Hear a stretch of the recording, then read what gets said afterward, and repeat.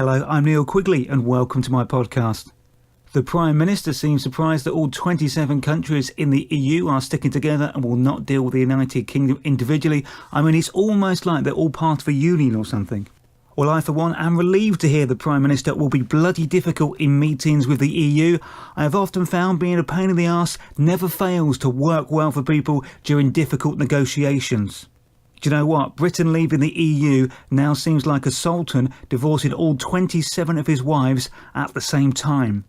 MPs are suggesting that we should do away with best before dates and be allowed to sell wonky vegetables when we leave the EU. I mean, yes, it would save money on food waste, but eating substandard and out-of-date food could also solve the problem of the ageing population. Theresa May becomes the latest in a long line of MPs to look odd eating something fairly normal in public. I mean, are these robots, or do they honestly never eat anything unless it's at a dining table with silver plates? As the Tories vow to fight unscrupulous bosses and Labour pledge to improve workers' rights, I ask, isn't that not the same bloody thing? Are they going to do the same as each other in a slightly different way and call it something slightly different? There really are no new ideas, are there? In fact, the whole election feels like we're children watching our parents divorce and they're trying to get us to live with them through a selection of offers, sometimes slagging off the other side and even possibly sometimes some little white lies. I'm going to vote for whichever one will let me have a pony. I don't think we should be too harsh on Diane Abbott for getting her figures on policing wrong. We know most politicians can't add up, hence the expenses scandal.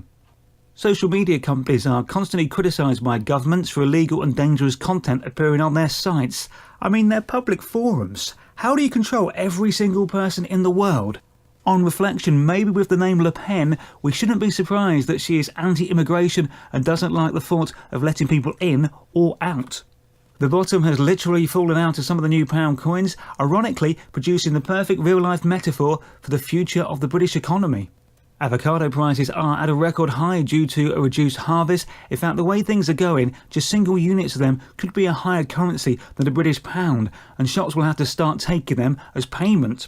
So apparently Donald Trump has had the most successful first 100 days of any American president ever.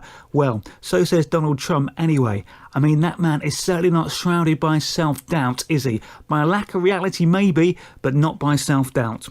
This week in America, the England cheerleader team were crowned world champions. If they're that good at spreading cheer and being successful overseas, maybe they could carry out our Brexit negotiations, or at least replace Boris Johnson as Foreign Secretary. I am slightly surprised at their win, as I thought Donald Trump was the biggest cheerleader in the USA. Prince Philip has announced he is retiring from royal engagements after the summer, which begs the question, who is now going to say inappropriate things to overseas visitors?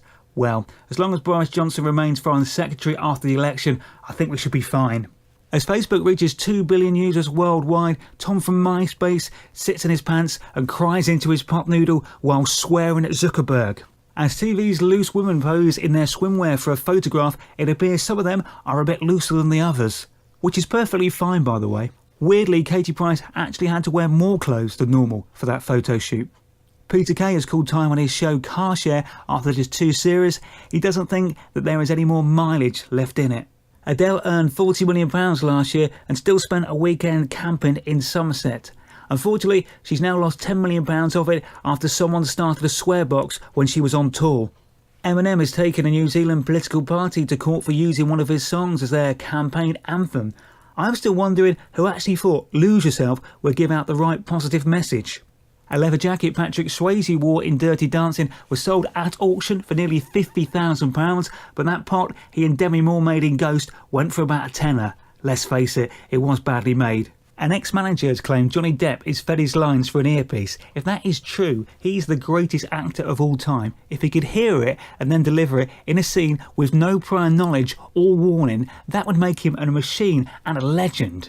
Scientists believe that smelling rosemary will help improve your memory. Last time I can remember smelling that was at my nan's house 20 years ago, which suggests my memory is already good. New research out this week suggests we are drinking much less alcohol in Britain as a nation. Or are we just getting better at lying to our doctors about how much we actually drink?